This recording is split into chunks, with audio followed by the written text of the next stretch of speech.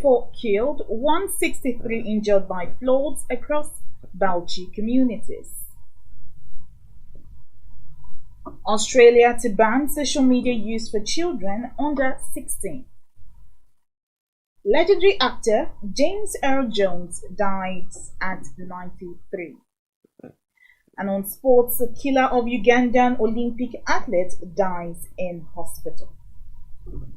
Good day, you're watching Leadership TV News. I am Cynthia Omaga. Now to the news in detail. No fewer than 24 lives have been lost and 163 injured, sustained as a result of flooding in communities across different local government areas of Bauchi State. An inter-ministerial committee set up by the state saddled with quantifying the monetary value of the flooding, estimated at about 22.3 billion naira, has been lost after 80% of the assessment of the situation. The State Commissioner for Humanitarian Affairs and Disaster Management, Honorable Hajara Wanka, said, however, that the most precious loss in the disaster was the death of 24 people and the injured persons.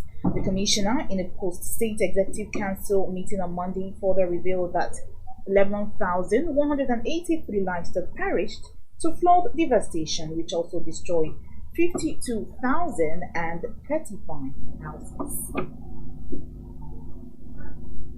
Now, the Australian Prime Minister Anthony Albanese on Tuesday announced plans to ban children from using social media. Albanese disclosed that Australia would introduce legislation in 2024 to enforce a minimum age for access to social media and other relevant digital platforms. In his words, "We know social media is causing social harm and it is taking kids away from real friends and real experiences," he said in a statement. The Prime Minister added that the legislation will be informed by engagement with the states and territories, emphasizing that his preference is to set the minimum age at 16.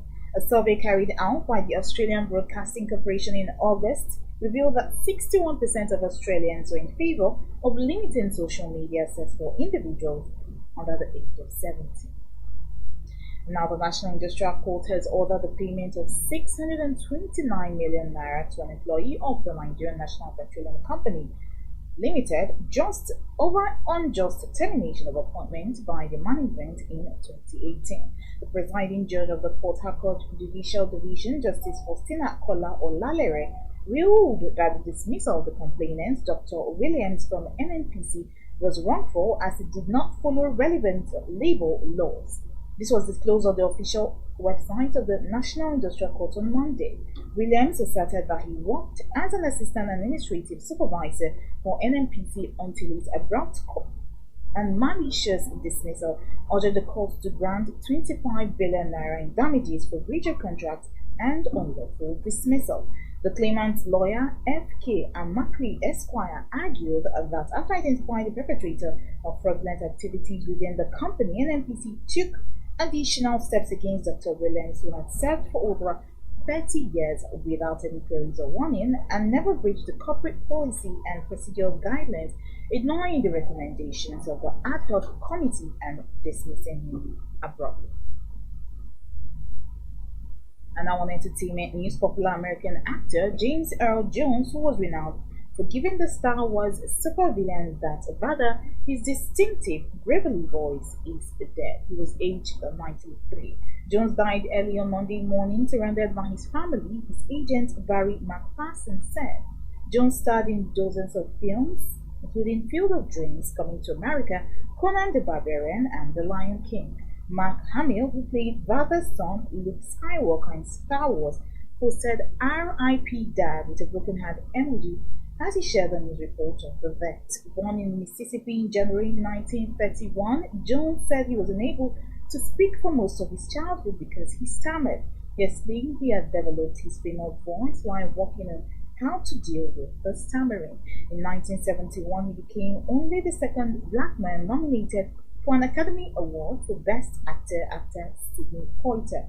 Jones was also known as a television performer, playing the older Alex Haley in Roots, The Next Generation, and winning one of his 2 Emmys for the lead role in the US drama Warriors 5.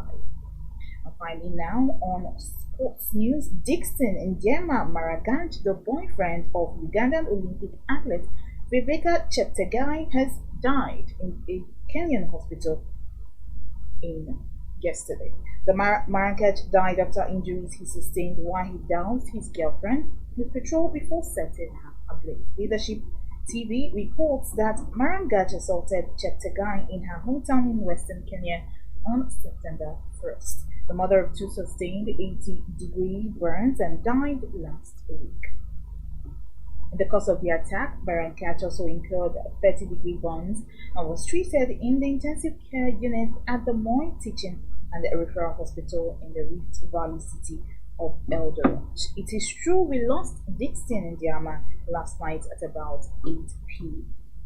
At about 8 p.m., an official at the hospital's communications department told AFP requesting anonymity as they were not authorized to speak to the press. The official said his family had been informed and a comprehensive statement will be released later. The attack on the 33-year-old Cheptegei has been greeted with sorrow and anger as yet another horrific example of gender-based violence in the East African country. At least 2 other athletes have lost their lives at the hands of their partners since 2021.